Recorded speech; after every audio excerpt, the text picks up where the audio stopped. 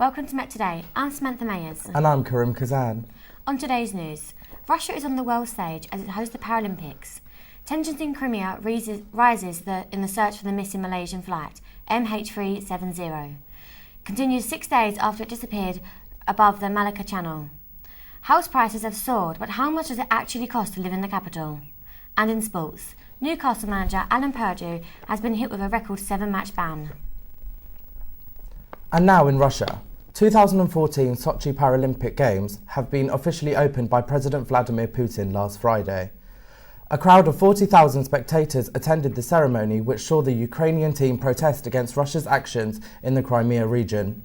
Countries like the United Kingdom and the United States of America cancelled the trips of their governmental delegations, but no athlete has been withdrawn so far. The athletes' parade reached its peak when the Ukrainian flag was seen waving from the tunnel.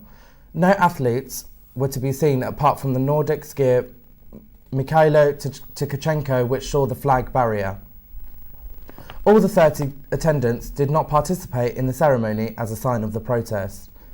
The reaction to the Ukrainian delegation was only comparable to the one received by Russian team when entering the stadium. The Russians marched under the theme "Goodbye America." Meanwhile, Russia is being confronted by the world leaders in actions in the Ukrainian region of Crimea. The G7 warned Putin to back off all the military presence from the southern part of ex-Soviet state.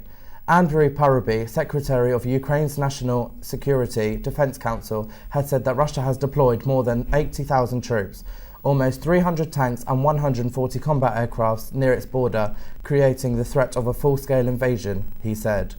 Reporters Noor Zahira Raza and Mohammed Al-Sheikh report from the Whitehall in London. Russia has invaded Crimea, a province east of Ukraine, last week. It claims that this is a Russian territory, given that over 60% of its population are Russians by origin. Ukrainians in the UK have been protesting relentlessly outside 10 Downing Street. Good afternoon, my name is Nazara, I'm reporting from Met Today. I'm outside Downing Street with Ukrainian protester Alexander. So what do you think of the situation in Ukraine at the moment? It's very simple. The Russian army is currently occupying Ukrainian territory, which is Crimea. They have surrounded all government and personal offices with their arms and weapons and tanks. I have personal apartment there. It's surrounded by Russian soldiers and I'm not going there. So. And what do you require from the UK government? We're grateful for UK government support. President Putin is a billionaire whose money he stole. So we require two very simple things: visa ban and asset freeze. The situation is getting worse by the day. The international community has condemned Russia's bullying attitude towards its small neighbouring country. Situation in Ukraine, I think it's a tough one. I think it's probably history repeating itself. And I think everyone's very quick to react. And I think what people want is sound bites, and I'm actually not considering the real situation. I think the underlying problem is much deeper, and I think, I don't think anybody's response thus far is really, economic sanctions. So what? I think probably the best thing to do is to do some more thinking, and not have knee-jerk reactions from every single government. Nazara Raza reporting from. Search continues for the missing Malaysian flight in the Malacca Sea. Flight MH370 from Kuala Lumpur to Beijing went missing late on Friday, with 239 passengers and crew on board. Teams have since been searching waters on both sides of the Malaysian peninsula for any sign of the plane. Malaysian and Vietnamese aviation authorities have flown over the area where Chinese satellite images earlier showed debris 150 miles or so from the aircraft's last known position, but no trace of the missing flight was found.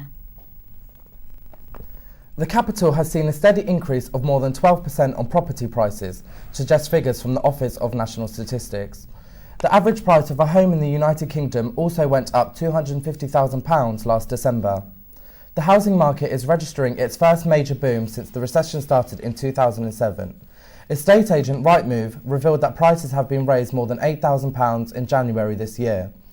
Britain's leading estate agent, Hart, said average prices in the capital are nearly £450,000, almost £70,000 more, and double the average of a London salary. The Bank of England has assured that the general public interest rates would not rise before spring 2015 but would register an increase of 2% by 2017. Thomas Cedar, Jordan Rhodes and Emily Hassan have caught up with local workers on Holloway Road regarding the late union leader Bob Crow. The well-known and controversial leader of London's largest union died in the early hours on Tuesday morning, aged just 52. Crow organised the recent underground strikes and his unexpected death has caused mixed feelings. We asked the residents of Holloway Road what they thought of his death, and some Londoners had no idea who he was. But now come to think of it, yeah, I do remember the name vaguely fluttering about in the paper. But I'm Swedish, so I try hard not to take an interest. Underground workers are left saddened by the death, wondering what the future holds with the loss of such a strong and defiant leader. I don't agree with everything, but he was a good leader. He did improve pay and conditions for underground staff, and he will be missed. How do you feel about the fact that he went on holiday whilst everyone was striking? The man's entitled to a holiday. He works all year, he gets holiday the same as everyone else. He can do what he wants, can't he? It doesn't matter to me. I was actually sick when they went on strike, so, how do people feel about me being sick while everyone else was losing money? It's just, it happens. Yeah. But yeah, he will be missed. What do you think? What do you think is the future now for the underground and the trade union? My initial feeling is that as long as they get somebody in who was as strong a leader as he was, then everything will be okay. It's just a matter of who they appoint. Do you think the underground staff are worried at all? I think the underground staff are worried anyway, because there are imminent job cuts, and regardless of the union, those job cuts are going to happen. It's, Are you worried? Me personally? No. I'm getting towards the age where when they start offering severance, I'll be at the front of the queue. Transport for London are in the middle of their government cuts battle, and losing such a fundamental figure may be difficult for the working class population. I don't think his death fundamentally makes a huge difference to the job prospects of anybody, because he was more of a mouthpiece. His politics and his his way of looking at how to do things will stay the same. Someone else will just pop up. I don't know if they'll be as iconic as Bob Crow, because obviously he won't be the Thatcher era, all that. But I don't think for the workers it'll make a huge difference. We won't know until a new union leader is appointed. And women celebrated International Women's Day on the 8th of March. Halat Sharif and Oslem Kerry report. Hi, I'm Halat Sharif. And I'm Muslim Kerry. We're reporting International Women's Day for Met Today. We interviewed and researched 3 people based in both Iraq and London in order to identify and compare the differences between the freedom given to women. First of all, we'll start off by Denise Dobson's interview, who is the representative for Holler for Women. On Saturday, which was International Women's Day, I organised a pop-up choir with my friend Teresa, and that was to celebrate and honour the suffragettes, many of whom were held at Holloway Prison in the early 1900s. Yeah, I was delighted with how it went. And what do you think of International Women's Day yourself, and how do you think it affects or helps in a positive way to women across the world and in England especially? Well, I think it's at least one day a year where we can reflect on the plight of women throughout the world, and I think there's a lot still needs to be done to bring about equality and just basic rights for women around the world, and so at least we have one day where we can reflect upon this and educate ourselves about this, and so I think it's very valuable from that point of view. This shows the unity of the women outside Holloway Women's Prison on Saturday the 8th of March. Leader Denise Dobson was conducting the choir with a toothbrush to represent one of the suffragettes from the early 1900s who would also use a toothbrush to conduct her fellow suffragettes from her prison cell. Here we have Burcu Çelikbaş, a freelance writer for a local women's magazine who shared her thoughts on International Women's Day. I think it's good because it kind of teaches like the younger generation about how far women have become. Right. And what do you do for International Women's Day? Anything special? I don't really celebrate it because I kind of think every day should be like Women's Day. Interesting. And what sort of impact do you think this day has on the women of the UK? I don't really think it kind of has an impact in the UK because I think women in this country have a right to do whatever they want, to wear whatever they want, to date and marry whoever they want. So I don't really think it has impact in the UK. There are 4 other countries, I believe, that celebrate this as a public holiday. Why do you think that is? Why do you think it would be necessary? Because I think in a lot of other countries, women's rights are needed. I mean, women in many countries don't have any rights. The interview with Tavga Rauf, who talks about International Women's Day in Kurdistan, Iraq. How did women's rights organisation in Slimani celebrate International Women's Day? We made demonstration in the public central of the city, and many people gathered that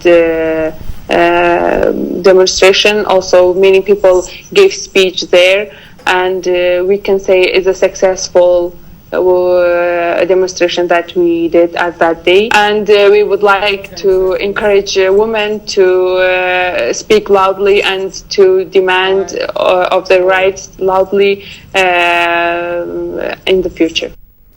Catherine Keogh is the second woman in 800 years to become Lord Mayor of London.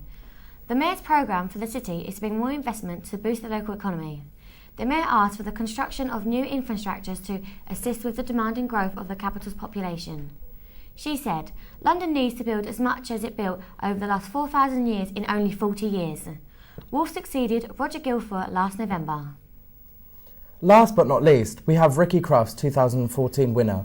Ricky owner, Jason Lynn, the fluffy 2-year-old poodle from Preston managed to convince judges that he was the best in show.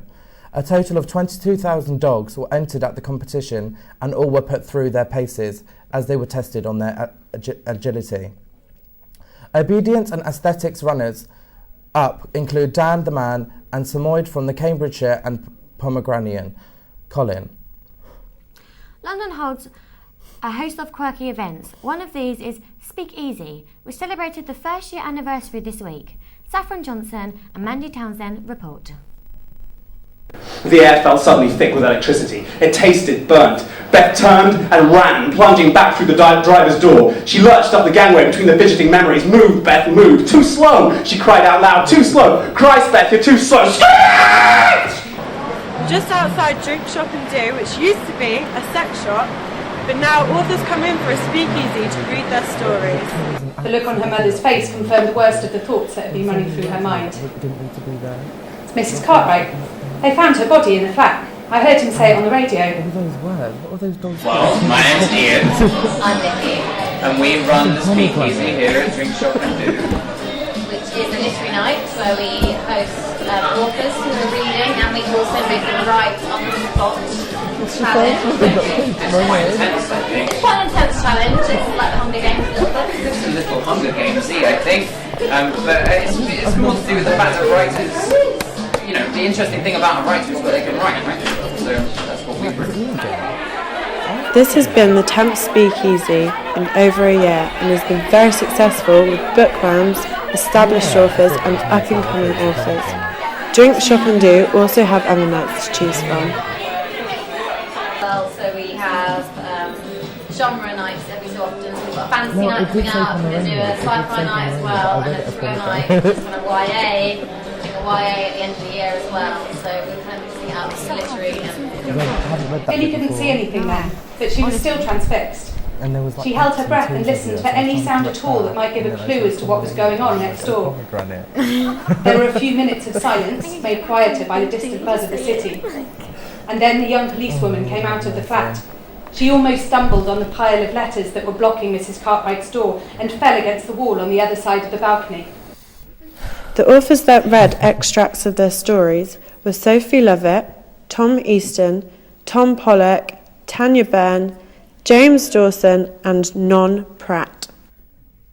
You aren't real. Are you ghosts? She wondered with a shudder, thinking about it suddenly. Were you trapped here? They didn't seem like ghosts to her. They were more like memories. My name's Tom Pollock and I am the author of the Skyscraper Throne novels, which include The City Sun, The Glass Republic, and later this year, Our Lady of the Streets as well. So, I'm sure there were some people in there who hadn't heard of me or haven't heard of my books and now have. Whether that's, inspired them to do anything about that is anybody's guess. However, it was a good laugh and we had Tom Cruise jokes. The hosts, Nikki and Ian, are excited for next month's Speakeasy.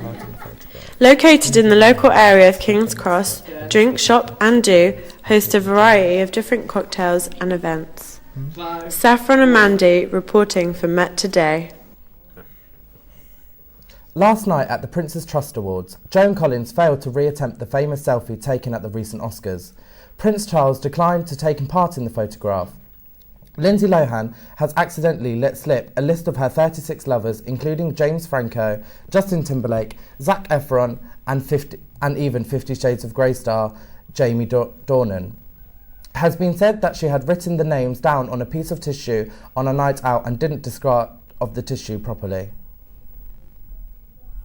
In the sports bulletin, Arsenal suffered an aggregate defeat 4-1 to the Champions League holders Bayern Munich on Tuesday night. Newcastle manager Alan Pardew has been hit with a record 7-match ban, with 3 being imposed as stadium bans for the first of a Premier League manager. Barcelona ended Manchester City's Champions League hopes last night after a 2-1 victory at the Nou Camp sealed a 4-1 aggregated win. That's it for today's news. I'm Samantha Mayers. And I'm Karim Kazan. We now have Saffron Johnson for the weather. From all at the Met Today team, have a good day. Here in London, today's weather.